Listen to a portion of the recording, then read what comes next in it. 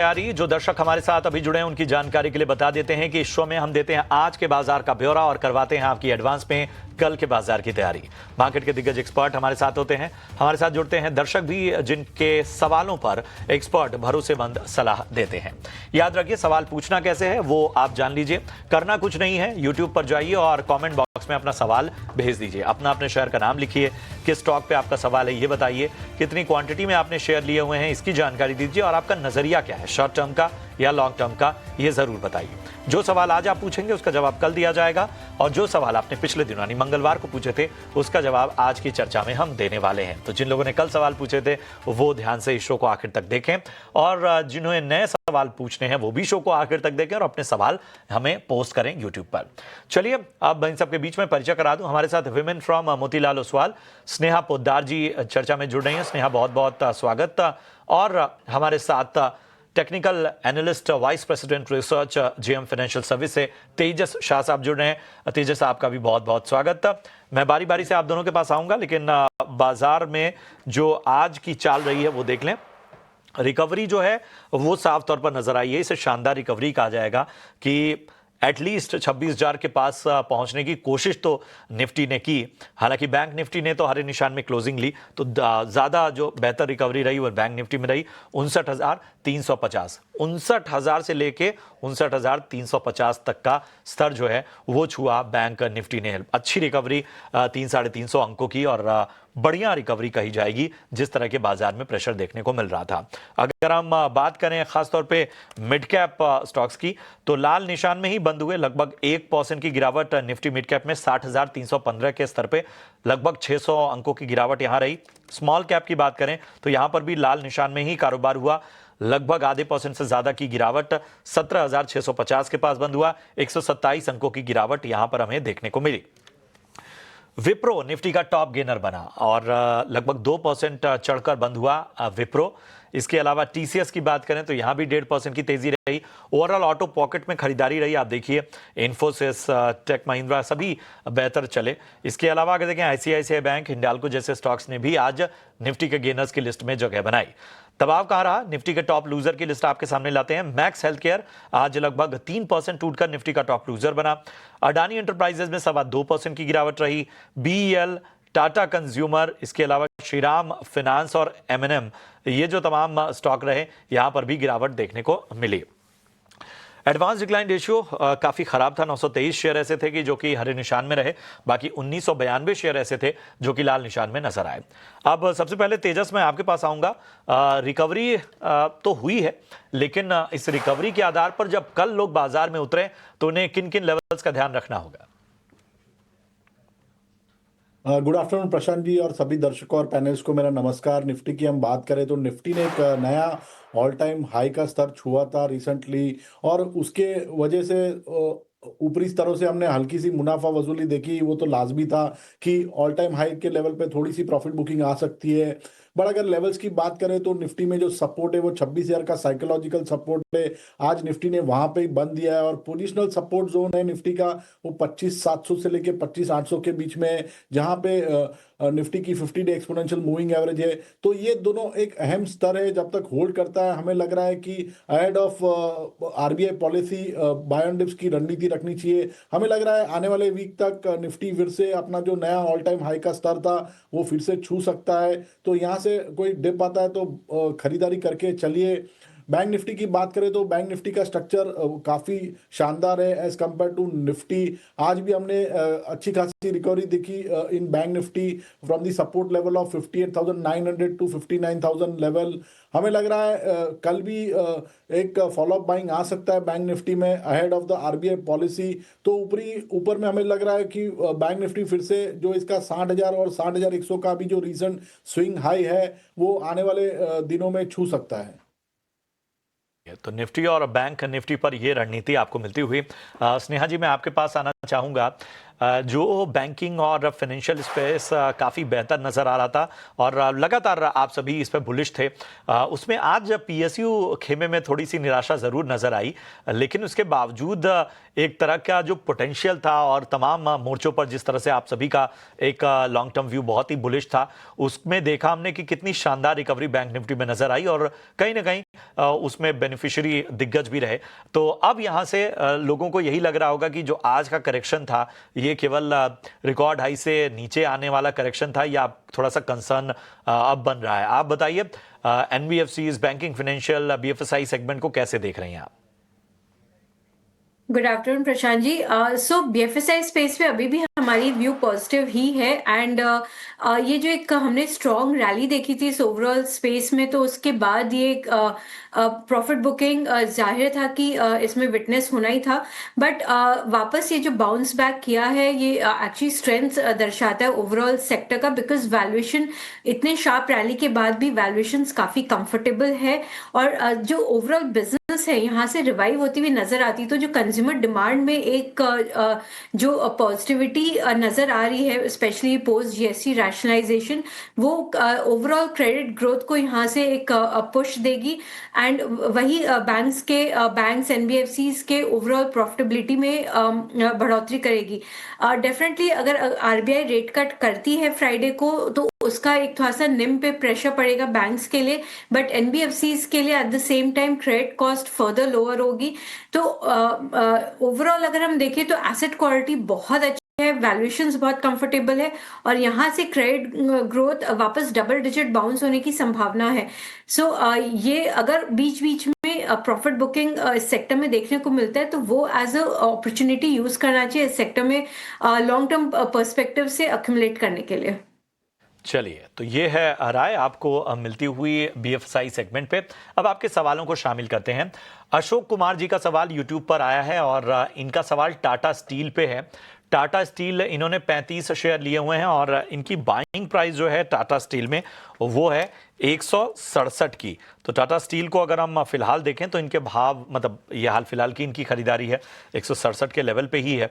अगर हम पिछले लगातार कुछ वक्त से देखें तो थोड़ा सा एक तरह से वॉलेटाइल ही रहा है टाटा स्टील में, लेकिन हालांकि ओवरऑल जिस तरह से ग्लोबल सेंटिमेंट सुधर रहे हैं, बाकी चीज़ें हैं, उसमें मेटल और स्टील जो सेगमेंट है वो बहुत ही ध्यान रखना होता है इसमें।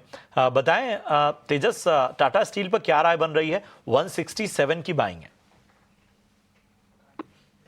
देखिए प्रशांत जी, टाटा स्टील की बात करें तो इसका जो शॉर्ट टर्म स्ट्रक्चर है हल्का सा वीक है, बट लॉन्ग टर्म अगर पिक्चर देखेंगे तो अभी भी स्टॉक काफी ओवरऑल जो स्ट्रक्चर है काफी स्ट्रांग है। 158 160 एक अहम सपोर्ट जोन है जो इसकी 200 दिन की मूविंग एवरेज का सपोर्ट है। तो मुझे लग रहा है कि ये स्टॉक में बने रह सकते हैं with a positional stop loss below 158। इसका इमीडिएट बेसिस पे लक्ष्य मुझे लग रहा है 175 का है और वो सरपास हुआ तो स्टॉक 184 तक भी जा सकता है। तो होल्ड करने की सलाह है with stop loss below 158। Hold करने की सलाह आपको 158, 158 रुपए के स्टॉप लॉस के साथ। चंदन कुमार जी का सवाल लेते हैं पटना से। इनके पास 464 शेयर हैं डीसीएक्स के और इनकी प्राइस है 270 रुपए। इनके भाव से नीचे है स्टॉक और यहाँ पर 1 साल का नजरिया चल रहे हैं डीसीएक्स सिस्टम्स। स्नेहा जी, अगर आप बताइए आपके कवरेज में है क्या डीसीएक्स सिस्टम? और 270 की इनकी बाइंग है, 1 ईयर का व्यू है। माफ करेगा प्रशांत जी, ये हमारे कवरेज में नहीं है। चलिए तेजस, आप बताइए डीसीएक्स सिस्टम पे क्या राय होगी लॉन्ग टर्म के लिहाज से?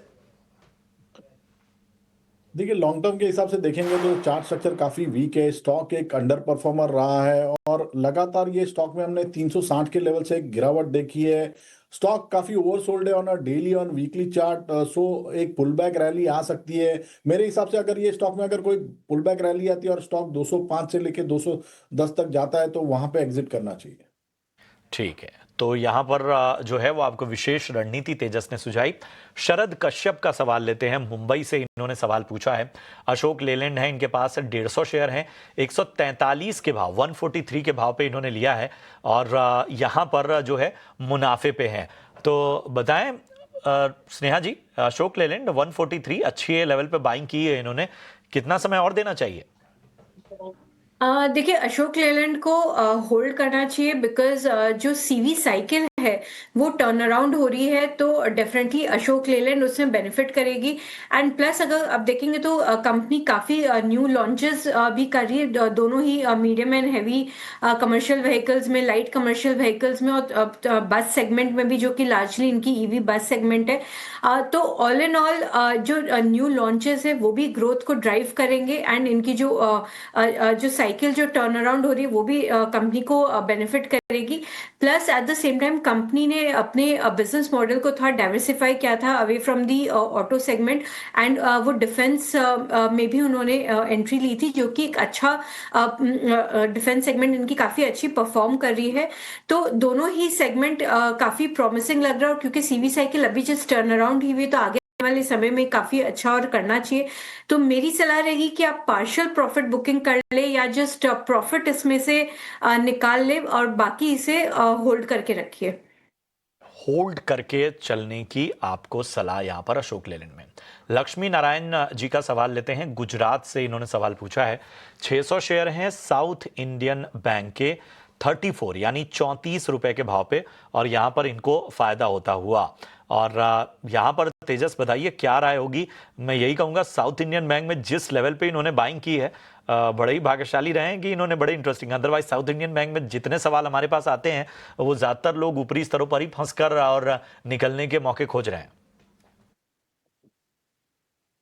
देखिए साउथ इंडियन बैंक की बात करें तो रिसेंटली ये स्टॉक ने एक अच्छा प्रदर्शन किया है। ऊपरी स्तरों से हमने हल्की सी मुनाफा वसूली देखी है बट ओवरऑल अभी भी देखेंगे तो चार्ट स्ट्रक्चर पॉजिटिव है। मैं एक ट्रेलिंग स्टॉप लॉस बताऊंगा 36 का हाफ का। 36 हाफ के स्टॉप लॉस से बने रह सकते हैं। इमीडिएट बेसिस पे स्टॉक का लक्ष्य रहेगा 42 का और वो लेवल सरपास होता है तो हम 44 तक के भी टारगेट्स दे सकते हैं। तो होल्ड करने की सलाह है अभी तो स्टॉप लॉस बिलो 36 हाफ। तो होल्ड करके चलने की आपको सलाह, स्टॉप लॉस भी आपको सुझाया गया। मोहन यादव जी का सवाल लेते हैं, भोपाल मध्य प्रदेश से सवाल पूछा इन्होंने। बिरला सॉफ्ट इनके पास 25 शेयर हैं, 722 के भाव पे इन्होंने खरीदारी की हुई है और यहां पर इनको नुकसान हो रहा है 7,500 का इनके भाव से नीचे। लेकिन बिरला सॉफ्ट में आज हमने देखा 4.5% की ये तेजी हमें देखने को मिल रही है। बताएं स्नेहा जी बिरला सॉफ्ट पे क्या नजरिया बन रहा है। इनकी बाइंग काफी ऊपरी स्तरों की है 722। माफ करिएगा प्रशांत जी बिरला सॉफ्ट में कवर नहीं करती हूँ तो इस पे था व्यू देना डिफिकल्ट होगा। चलिए तेजस आप दे पाएंगे, बाइंग इनकी 700 के ऊपर की है।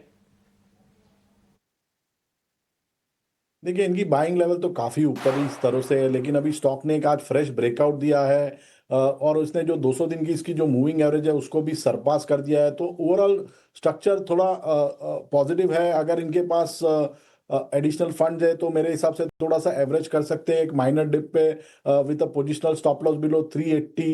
मुझे लग रहा है इमीडिएट बेसिस पे स्टॉक 452 तक जा सकता है और वो लेवल सरपास हुआ तो मुझे लग रहा है 500 तक के भी लक्ष्य आ सकते हैं स्टॉक में। वहां पे फिर से एक बार रिव्यू करना पड़ेगा। चलिए तो आपको लेवल्स का विशेष रूप से ध्यान रखना होगा। मनीषा जी का सवाल लेते हैं, राजस्थान से इन्होंने सवाल पूछा है। इरेडा पर राय जानना चाहती हैं और 33 शेयर हैं इनके पास, 228 की इनकी बाइंग है। इनका सवाल है कि क्या जिस तरह से अब इनके भाव से तो बहुत नीचे आ चुका है स्टॉक का और आज भी हमने देखा इरेडा में लगभग 2.5% की गिरावट देखने को मिल रही है, तो एवरेज करने की गुंजाइश ढूंढ रही हैं। स्नेहा जी बताइए इरेडा पर क्या राय होगी।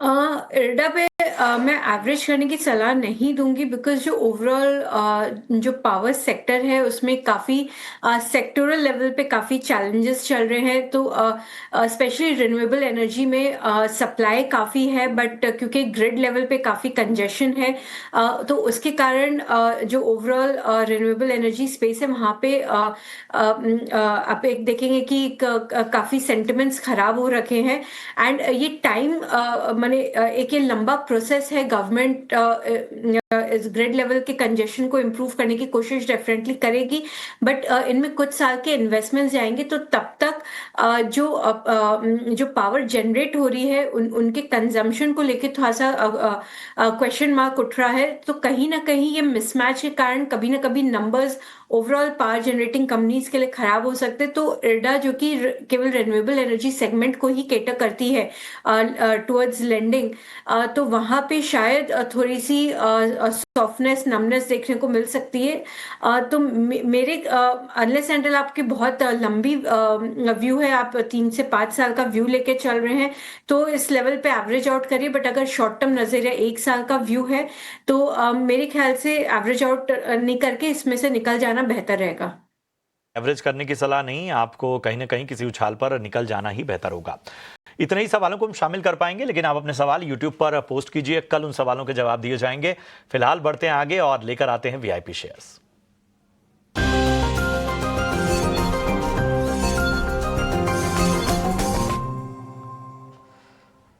तेजस, समय कम है, फटाफट से बताइए कौन से शेयर हैं आपके रडार पे।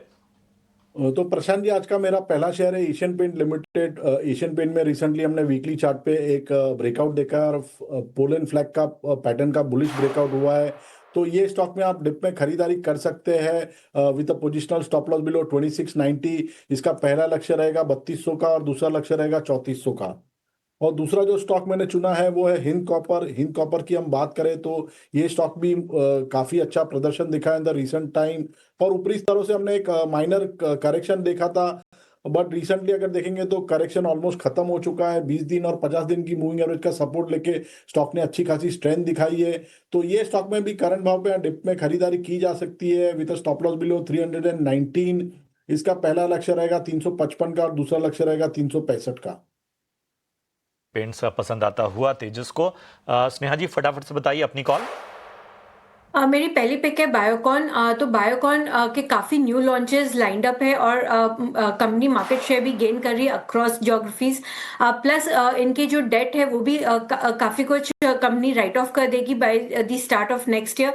तो ये सब जो की ट्रिगर्स है इनको नजर रखते हुए Biocon long term point of view से और शॉर्ट टर्म दोनों नजरिए से देखना चाहिए। इसमें लॉन्ग टर्म टारगेट है हमारा 480 का। मेरी दूसरी पिक है TCS। तो ओवरऑल जो IT पैक है वहां पे वैल्यू बाइंग इमर्ज हो रही है, एंड अगर इंडिया US ट्रेड डील हो जाता है तो सबसे बड़ी बेनिफिशियरी रहेंगे। प्लस जो रूपी वीकेंड हो रही है उसका भी बेनिफिट IT कंपनीज को मिल रहा है। और अगर US फेड नेक्स्ट वीक अगर इंटरेस्ट रेट कट करती है तो US इकोनॉमी के पॉजिटिव ट्रिगर्स IT कंपनीज के लिए बेनिफिशियल रहेंगे।